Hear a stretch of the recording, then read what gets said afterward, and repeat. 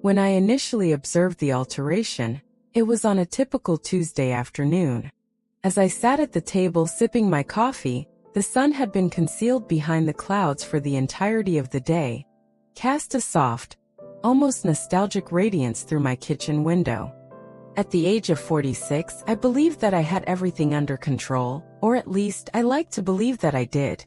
A secure routine, a comfortable residence, and a successful career. But recently it has all seemed a bit more void. I was just beginning to lose myself in a reverie when I heard a knock at the door. This was not the typical tap. It was hesitant, as if the individual responsible for it was uncertain about their presence. Rachel, my neighbor, was standing there with a small envelope in her hand when I opened the door. "Hey, I understand that this is somewhat unexpected," she said, her voice trembling. "However, I have something to inform you of." Rachel, like myself, was in her late 40s, and we had been neighbors for approximately 5 years. We had engaged in informal discussions over the fence, occasionally sipped coffee, and occasionally exchanged recipes. I have always believed that she was one of those individuals who was well-organized, confident, and always wore a pleasant smile. She exuded a tranquil demeanor, and her eyes conveyed a sense of assurance that all would be well. However, on that particular day, she was markedly different. She was endeavoring to conceal something substantial beneath the surface. I moved aside to allow her entry, and I extended an invitation to sit at the kitchen table. She hesitated for a moment, gazing at the envelope in her hand as if she were contemplating whether or not to speak. She finally said, "I trust you," sliding the envelope toward me, although I was uncertain whether I should bring this up. I briefly examined it. It was a typical, unadorned envelope that bore no identifying marks or name. I am uncertain as to whom else to consult, and I believe you may comprehend. My curiosity was aroused, and I retrieved the envelope from her. I opened it gradually in order to ascertain her response. A solitary folded piece of paper was contained within. As I read the brief message, my heart raced as I meticulously unfolded it. "I require your assistance. You are the sole individual capable of comprehending. You are unaware of the extent to which you are significant to me. I implore you not to disclose this information to any individual. I am uncertain of any alternative course of action." Rachel, who was now seated with her hands folded on her lap, avoided my gaze as I gazed upward. She appeared fragile and vulnerable in a manner that I had never observed before. "Rachel, what is this?" I inquired with a voice that was scarcely audible, apprehensive about breaking the tension that lingered in the air like a storm cloud. Taking a deep breath, she clasped her hands together, her fingertips trembling. "I have been carrying it for an extended period of time." She initiated the conversation with a gentle yet consistent tone. "I have never disclosed this information to anyone, not even my spouse." The weight of her words was palpable in her irises, as was the profundity of the secret she was about to disclose. However, there was a private part of me that felt compelled to listen and comprehend. "I suppose you could say that I have been living a falsehood. And I am uncertain as to how much longer I can continue to maintain the illusion that everything is normal. I have faith in you, and I require you to be aware of my background and identity. It is a secret that I have concealed, and even my closest friends are unaware of it." I was anxiously anticipating her next words. I was uncertain as to what to anticipate. However, I was certain that it was of paramount importance. I was unable to suppress the sensation that this moment would have a profound impact on everything. Our friendship, our relationship, and perhaps even my comprehension of her true nature. Rachel hesitated once more, as if contemplating whether or not to continue. I could tell that this was a difficult task for her. However, I was also aware that she would not concede. She needed to communicate with someone. She needed to be acknowledged. She finally stated, her voice slightly quivering, "I was not always the person you see now. I was in a relationship a long time ago, prior to our relocation. One that altered me in ways I never anticipated, and one that I believed I had abandoned." She paused, the weight of her words lingering in the air. The tension, vulnerability, and secret she was carrying were palpable to me, like a burdensome burden she had been unable to abandon. Before all of this, before my family, before we became neighbors, I had a different existence. An existence that I never intended for anyone to be aware of. However, I am unable to conceal it any longer. For years, I have been tormented by this issue, and I require your comprehension. Upon her disclosure, I was struck by a wave of astonishment. I was unaware of her forthcoming statement. However, I could sense the intensity of her emotions and the hardship she had encountered. The subject of this discussion was not solely a secret. This was about years of unspoken truths, regret, and suffering. She continued, her eyes welling with emotions. I am unable to articulate the entirety of it. However, I am requesting that you refrain from passing judgment on me. I have committed errors. We would all be willing to do so. Furthermore, I have concealed this information for such an extended period of time that I am no longer aware of my identity. I could discern the rawness in her voice, the crack of vulnerability that caused my heart to agonize for her. This was not merely a revelation. It was a confession. The power to shatter all we knew about each other was present in a moment of truth. I sensed a change within me as I sat there, uncertain about what to say. The woman who sat across from me was not merely my neighbor. She was an individual whose past I had yet to fully understand. I was acutely aware that the events that followed would have a lasting impact on both of us. The silence that enveloped us was oppressive and thick, akin to a blanket that no one ventured to disturb. Rachel's words resonated in my mind, but I was uncertain of how to respond. How could I do this? She was still grappling with the enormity of the information she had just disclosed. It was evident that her secret had been concealed for an extended period of time, and it was now exposed, looming between us like a fragile object that could easily disintegrate. I closely observed her, observing the manner in which she was attempting to regain her composure, and the manner in which her hands grasped the edge of the chair as if to anchor herself to the present. Her anxiety and uncertainty regarding my potential response were palpable. However, I also observed an additional item that I had not anticipated. A subdued fortitude, a resolve to confront her past, even if it required her to do so alone. Sitting in my chair, I felt the weight of her gaze on me and shifted. As I endeavored to comprehend her recent statement, my mind was in a state of tumult. She had a life prior to this one, a past that was more intricate and sinister than anything I could have envisioned.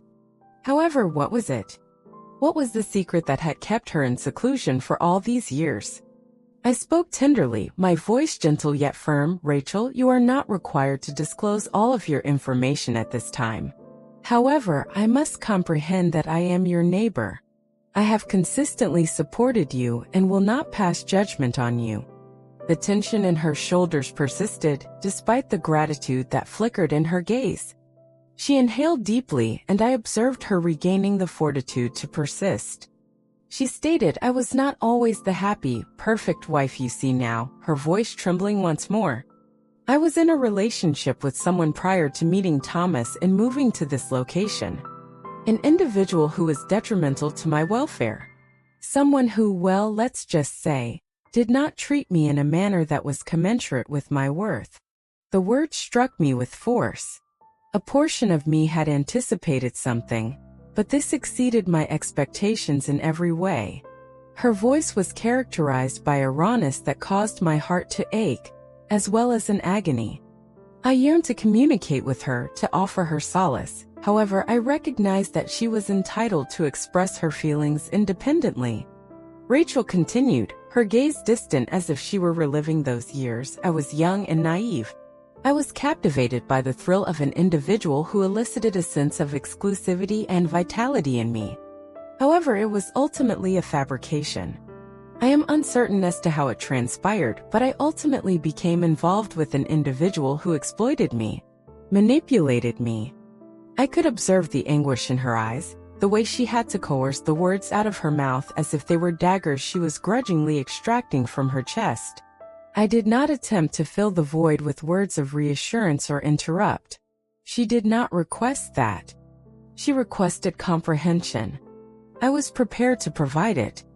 I was under the impression that I had abandoned it following the termination of that relationship.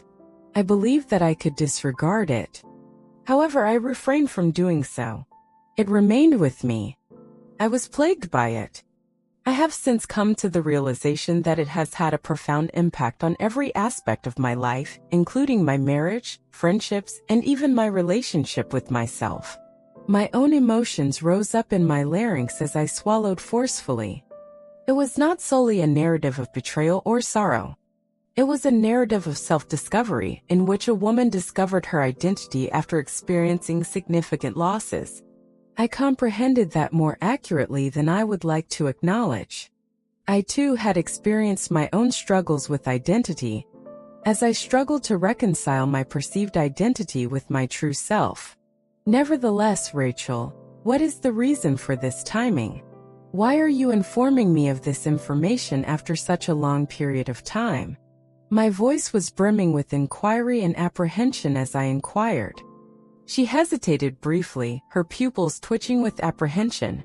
Consequently, she stated quietly, I am unable to continue evading it. I have been concealing myself behind this flawless existence, this facade that I have constructed to safeguard myself. I am unable to continue. It is no longer solely about me. I require someone to comprehend, confront, and rectify certain matters. Someone who will not regard me as unworthy or damaged.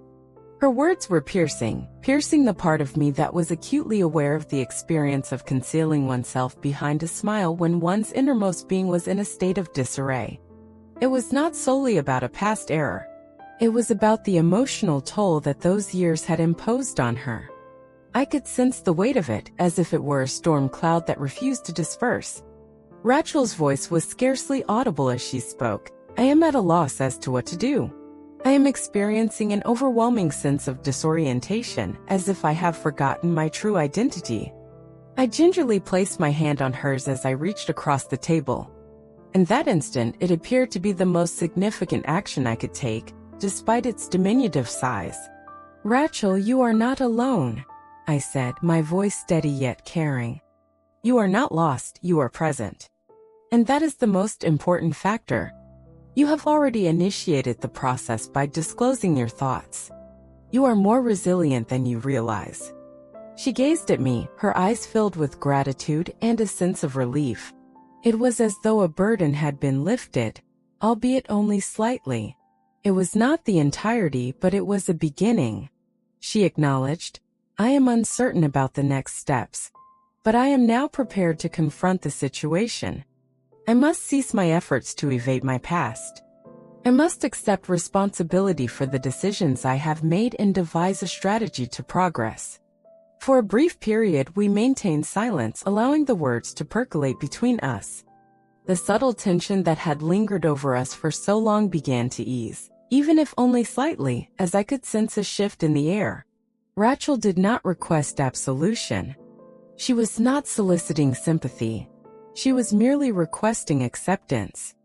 To be perceived as more than the errors she had committed and to recognize the courage it required to confront those mistakes.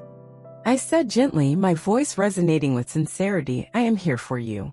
I will be present whenever you require a listening ear or a conversation. During that instant, I came to a realization. This was not solely about Rachel's secret. This was a story about two women, two individuals, who were able to establish connection, comprehension, and respect in a world that frequently felt isolating. It was about identifying the fortitude to confront the past, to accept one's true self, and to reassemble from the fragments that remain. The days that followed our conversation were a blur characterized by a peculiar blend of cautious optimism and calm reflection. Rachel was on my mind more frequently than I would have liked to confess. Her confession had left a lasting impression on me, something that was difficult to escape. Her vulnerability was profoundly humbling, as she had trusted me sufficiently to disclose such an intensely personal aspect of her life. It prompted me to contemplate my own secrets, the things I had concealed and interred, as I was too apprehensive to confront them. However, the current situation was distinct. Rachel's courage had provided me with a brief vision of a realm in which emotional clarity and honesty could coexist. We had mutually consented to proceed incrementally. I could perceive that Rachel had already made her decision, but the road ahead would be difficult. She was not going to allow her past to continue to define her. She was about to emerge from the shadows, prepared to accept responsibility for the decisions she had made, and most importantly, ready to begin the process of rehabilitation. I observed her with great attention as the days progressed. She exuded a subdued strength, a transformation that I was unable to identify, but I could sense. She was regaining her sense of self, no longer as the woman who concealed herself behind a facade, but as an individual who was finally embracing her true self without apology. One evening, while I was enjoying a cup of tea on my veranda, Rachel approached, her demeanor slightly more relaxed than it had been previously. She wore a pleasant smile, but her eyes, those eyes, conveyed a different narrative. There was still a sense of uncertainty, but it was accompanied by a glimmer of optimism, which I had not previously observed in her. "Hello," she said gently as she stood at the base of my stairs, briefly contemplating her next move before ascending. "Would you object to my participation?" I extended my hand in a welcoming gesture. "Certainly." I was simply relishing the tranquility. "Please ascend." She ascended the stairs with a smile, her step slightly lighter than usual. She did not immediately speak when she sat in the chair adjacent to mine. It appeared as though she was compiling her thoughts and determining the appropriate words to express them. I could discern that she was contemplating something significant. She began, gazing out over the small yard that divided our dwellings. "I have been contemplating a great deal." The leaves were rustled by the breeze, resulting in a rhythmic, soothing sound. "Regarding every aspect. Regarding the information I have provided, the events of the past, and the forthcoming events." I remained patient, allowing her to establish the tempo. She stated with conviction, "I believe it is time for me to make a significant change. I have been concealing myself behind this wall, persuading myself that I was not deserving of anything more than what I had. However, I am now more informed. I am entitled to happiness, just like any other individual. I deserve to live a life that is not driven by the decisions I made years ago, and I deserve to be at ease." Her words struck me like a surge, enveloping me with such force that I nearly forgot to breathe. It was akin to hearing an individual disclose the truth about their psyche, and it left me in awe. How could an individual endure that burden for an extended period of time and still emerge with such clarity? She continued, "I am uncertain about the appearance." She then directed her attention to me. "I am uncertain as to whether Thomas or any other individual will comprehend the situation. However, I am unable to continue residing in this cocoon of shame and dread. It is time for me to relinquish the possessions I have been clinging to, even if it entails the abandonment of all that I believe to be true." I was overcome with a sense of elation for Rachel, the woman who was finally reclaiming her identity. It was not about the opinions of others or their potential reactions. What she required to regain a sense of unity was the subject. "I believe I will take a break from everything," she stated after a brief pause, her voice barely above a whisper. "It will only be for a short period. Perhaps embark on a journey. I need to clear my mind. Identify my genuine desires rather than those that I believe are expected of me." Her words were both poignant and liberating. I was aware that Rachel had been living a life that was not wholly hers for an extended period of time, as she had been operating on autopilot. This journey, regardless of its nature, would serve as the initial step in her quest to uncover her authentic self, which resided concealed beneath the layers of fear and regret. I harbored a profound admiration for that. "Rachel," I delicately stated, "I believe that is an excellent concept. You are entitled to that time. You are entitled to rediscover your identity." She smiled, but her eyes were betrayed by a vulnerability, and an unspoken query lingered between us. "Do you truly believe that I am capable of accomplishing this?" she inquired with a gentle and uncertain tone. I approached her, placing my hand on hers to anchor her in the present. I am confident that you are capable of doing so, and you are not alone in this endeavor. I am available to assist you with any requirements you may have. She plucked at the corner of her lips with a small, tearful smile. I am grateful. You are unaware of the extent to which that sentiment resonates with me. The yard was illuminated by the gentle evening light, which cast a warm glow over us as we sat in silence. The world appeared to be in a state of tranquility, as if all activity had ceased in order to provide us with this opportunity for introspection. Sometimes, Rachel murmured, I question if I have lost everything I have ever desired. However, I am now beginning to believe that I am capable of achieving something more meaningful, something that is truly mine. Her words struck a chord with me on a profound level. Rachel had never appeared in such a manner before, not even when she first arrived in the neighborhood all those years ago. Her eyes were illuminated by a newfound determination to not only endure, but to thrive. I whispered, I am proud of you, as I felt a knot form in my throat. You are more resilient than you realize. At that moment, I could tell that she was beginning to believe it as well, as her smile deepened. Rachel paused at the door to my house as she stood up to depart, turning to face me. She gently expressed her gratitude for your attentive listening and for your unwavering support. I am aware that I have withheld a great deal from you, but I am of the opinion that I am unable to continue to bear this weight on my own. I replied, you are under no obligation to, as I observed her as she vanished into the darkness, the gentle murmur of the evening enveloping her like a protective cloak.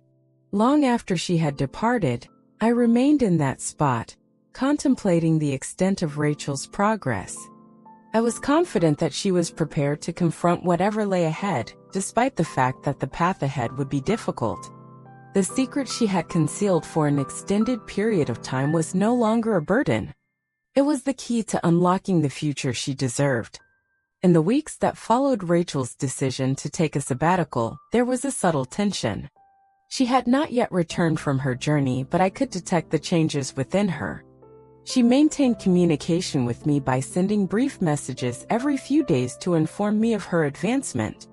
Each text was a small victory, a testament to her ability to regain control of her life and ultimately grant herself the freedom she had been pursuing for an extended period. I received a call from her one afternoon, approximately 1 month after her departure. When she spoke, her voice was distinct. It conveyed a sense of clarity and purpose that I had not previously encountered. She announced, I have returned. Her voice composed yet brimming with emotion. Additionally, I believe that I have resolved all of the issues. The manner in which she spoke, the layers of emotion and thought that she had processed during her absence, was audible to me. I was certain that she had confronted issues that she had long suppressed, issues that had been impeding her progress. She continued, I have made the decision to relocate, and she let out a gentle chuckle. It is time for me to begin anew and lead a life that is genuinely my own. I have already located a location. Although it is insufficient at the moment, it suffices for my needs. I was filled with affection for her. I could only fathom the difficulty of this decision, as it involved leaving behind a home that had been a source of so many memories, some of which were painful and some of which were bittersweet. But now she was finally entering a future that was entirely her own. Rachel, that is truly remarkable, I exclaimed, my voice quivering. I am ecstatic for you. She said, her voice quiet but genuine, I am unsure of what I would have done without you. You have assisted me in recognizing that my past does not define me. I am not the person I once believed I should be or the errors I have made. I am who I am, and that is sufficient. Those words, I am me, and that is sufficient, lingered in the air like a gentle melody that echoed in my consciousness for hours after we had parted ways. Rachel had finally discovered her sense of self-worth and serenity. The burden of shame or dread had been lifted from her, and she had accepted the truth of her identity. Rachel visited only a few days later to bid her farewell.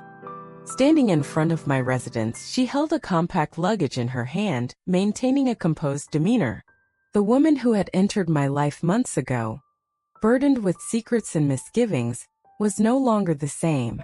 She was a new individual who had discovered the courage to relinquish control and begin anew. "Thank you," she said softly as I opened the door. "For everything. I am aware that I have been distant and that I have withheld information from you, but you were consistently present, even when I did not merit it." I moved forward and hugged her, savoring the warmth of her transformation as I held her close for a moment. I had always been aware that Rachel was capable of so much more than she had previously disclosed to others. Currently, I was observing the woman she had evolved into, a woman who was ultimately liberated and complete. "I will miss you, Rachel," I said, my voice brimming with emotion. "However, I am confident that this is the appropriate course of action for you. You are entitled to live your existence according to your own desires." The woman I had come to know so well, the woman I admired more than I ever realized, smiled, a small but genuine smile that reflected her. She stated, "I will remain in contact," her eyes gleaming with optimism. "Who knows, perhaps we will cross paths again in the near future, but this time it will be on my terms." I observed her as she departed, baggage in hand, toward the future she had spent an inordinate amount of time evading. I was overcome with a sense of tranquility as she vanished down the street. Rachel, whom I encountered months ago, was no longer present. She had been supplanted by an individual who had discovered her authentic self, who had acquired the ability to relinquish the past and embrace the unknown. I came to the realization that this experience had also allowed me to grow as I stood on my veranda, watching her fade into the distance. Rachel's decision to confront her past and embrace her future has provided me with a wealth of knowledge that I could never have anticipated. It served as a reminder that we all bear responsibilities, but we are not obligated to bear them alone. At times, confronting the truth is the most difficult task we can undertake. However, once we have done so, we are liberated. Ultimately, Rachel's secret changed not only her life, but also mine, and for that, I will always be grateful. The story's just beginning. There are more broken hearts and dark secrets ahead. Hit like, subscribe, and keep exploring with Love Missteps.